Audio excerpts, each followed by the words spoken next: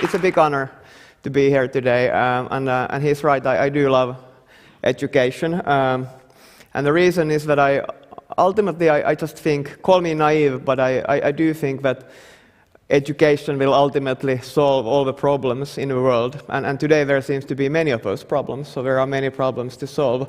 And it feels that education is kind of more important than ever, and we really need to kind of spread the best practices all around the globe, and that is exactly what HundrED is about to me, so that's great.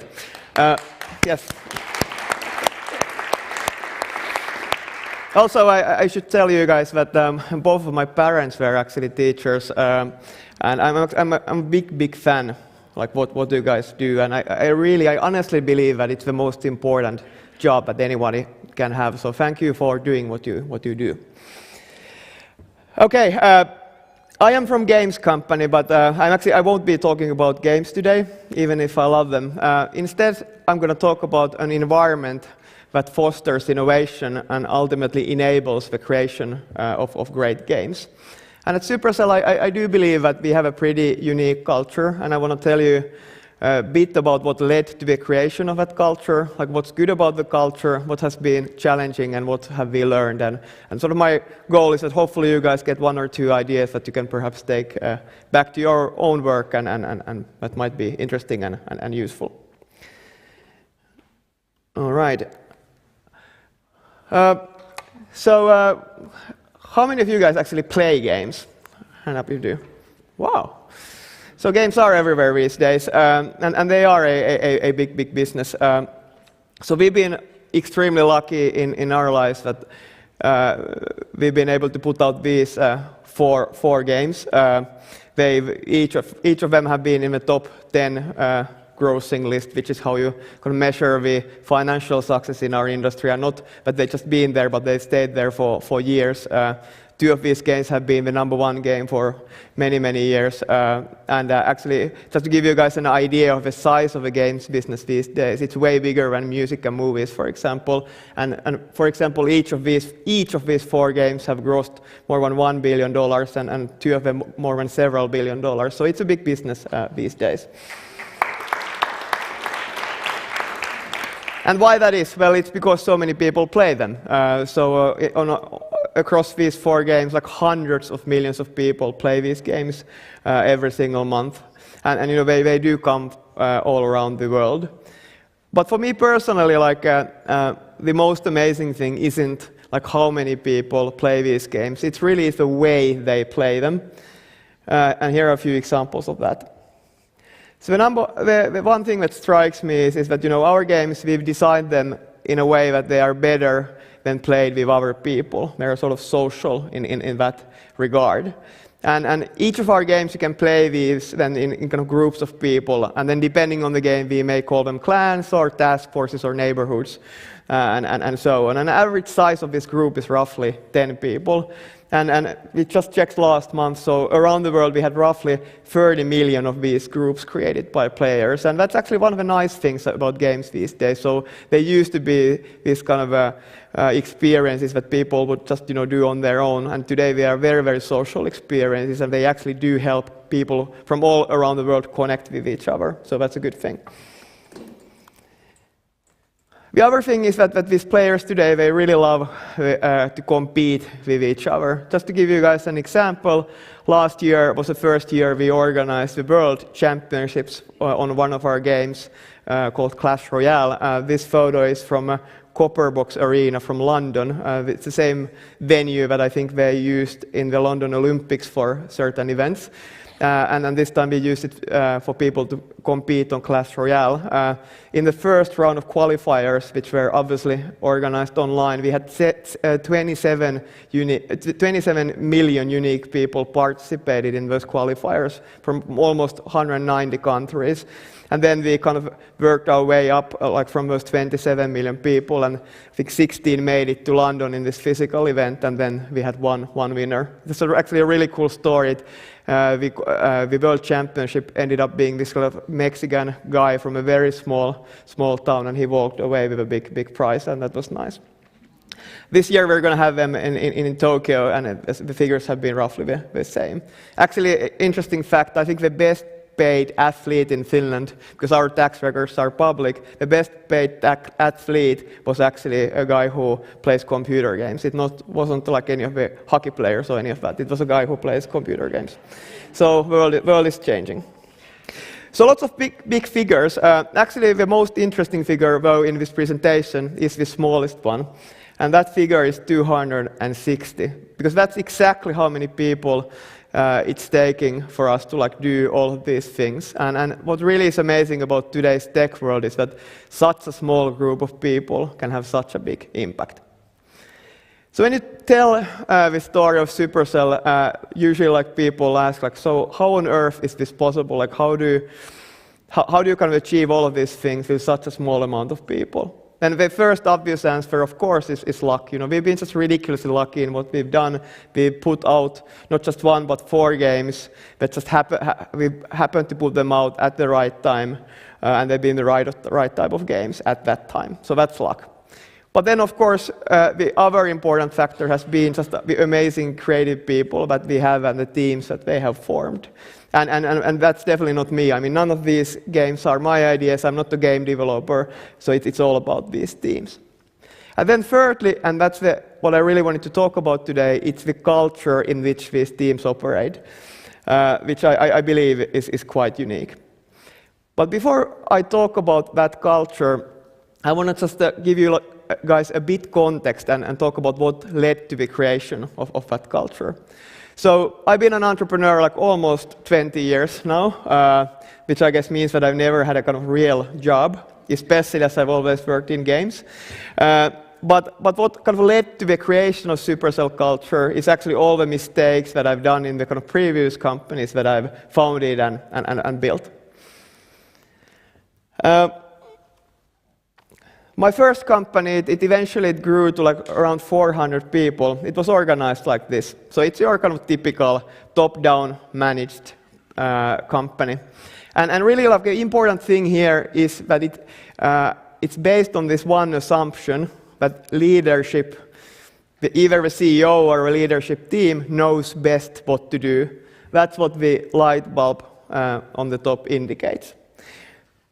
And because they know what best to do, they sort of own the vision of a company, and they know what type of products or services to produce. The others are there just to execute against this vision. And because the leadership wants to make sure that the company really does execute against the vision, they exercise all kinds of control to make sure it happens. You have these layers of management, and you have all kinds of processes. And of course, the more employees you have, the more of these processes and layers of management you need. And why is that? Because you just want to make sure that everybody executes against that vision, and you want to control that. Well, as the years went by, I sort of started to see some problems in this type of structure. And first I started to sort of question that, do I and does my leadership team, do we really know best what to do? Do we really know better than everybody else what the players want, what the consumers want? Do we really know our games better than the people who actually make those games?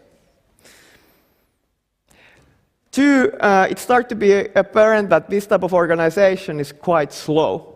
And there what comes from is that if leadership needs to control every single thing that company does, you need approvals from them. And at some point, it's just it makes the organization slow, because there's this endless ping pong between the top layers and the bottom layers of the company, trying to figure out what's the right thing to do. Also, and this may surprise you, it also reduces innovation quite significantly. And the reason is that in this type of organization, before you start to do and work on something, on a new idea, you need to get an approval for it, which means that you need to somehow internally sell it to your boss. And in the worst case, that boss needs to sell that to his or her boss, and so on and so on. And the thing is that the best ideas are extremely hard to sell on paper. If you think about the biggest innovations in our world, like in the tech world, think about Facebook, Instagram, Snapchat, or one of our games. Think about something like Minecraft. How would have you sold that idea on a paper to your boss? It would have been impossible to believe at the time. And this type of an structure, like in my opinion, essentially oftentimes prevents like these biggest innovations from happening, and it very easily leads to this kind of incremental innovation. So let's do a better version of this product, but it never leads to like true innovation and revolutions. So these problems were quite apparent, made me think, like where does this type of organization structure actually come from? And it really comes from an environment like this. Because how is quality defined in a car factory? Well, it's doing the same thing over and over and over again, and as efficiently as possible. And there really is no room for mistakes. And in this environment, it makes perfect sense. I mean, if you buy a car, you don't want that the engineers have been like creative on how the brakes work. You just want the brakes work. So it makes sense. But games is not that. Games is a creative industry. It's a form of art. Games is exactly the opposite. It's about innovation. It's about those crazy ideas. It's about taking a risk. You really want to try all these different things, and which means that oftentimes you fail. And if you do not fail, it's actually a bad thing. Well, why isn't it a bad thing? Well, if your company isn't failing, then you're trying to innovate. It just means that you're not truly innovating, because innovation means taking risk, and if you take risk, that leads to failures. So if you aren't failing, it means that you're not taking risk, and therefore you won't have innovation on the other end of the pipe. And it's funny, like at some point at the previous company, I started to think that, okay, so despite all of this, we actually were in fact able to put out some really great hit games thanks to the great people we had. And I started to think that what's kind of common about all of these hit games? Well, one thing that was really common, that I and the rest of the management team, we had nothing to do with the games. Nothing. I mean, they always came outside the kind of official processes, and it almost started to feel to me that actually these games are happening like not because of us, but despite us. It's a funny feeling to have, trust me. But what was then common about all of these games also was that in every single case there's a great team behind them, and of course that team sort of got lucky, so they got the timing right. And thirdly, it was impossible to predict any of them. We just didn't see them happening before they happened. They were almost like these accidents that happened. And all of these thoughts then eventually actually led to the creation of Supercell and our culture. And we start to think that if it truly is all about these teams, what would happen if you would form a company around this idea? That it's all about people, it's all about the teams. And what if instead of a leadership team, what if it would be these creators, these game teams, that would actually own the vision? Like, what would that look like?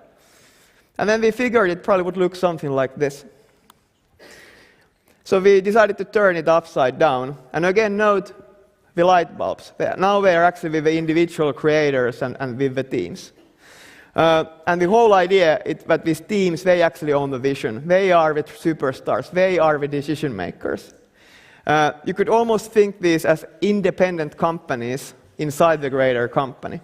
At some point, somebody suggested that this is such a radical idea that we shouldn't even call them teams. Let's call them cells.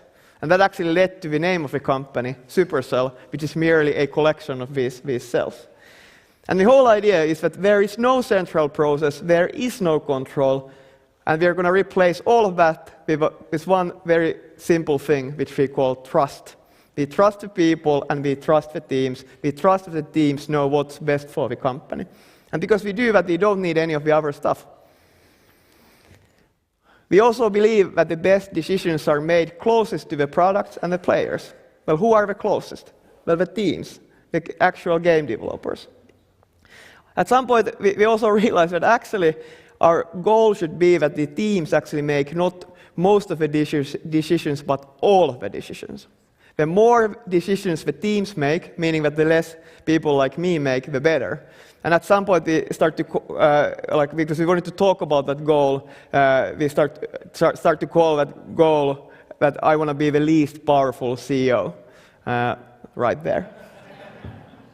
Then the obvious question is that, okay, Ilkka, you're the least powerful CEO, teams make all the calls, like, so what is it that you do? Good question.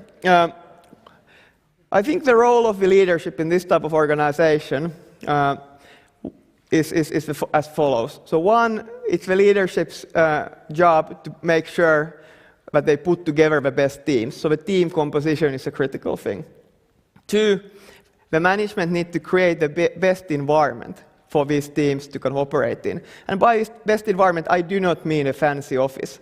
I mean an environment where these teams can have the biggest possible impact. There's nothing on their way and nothing that slows them down.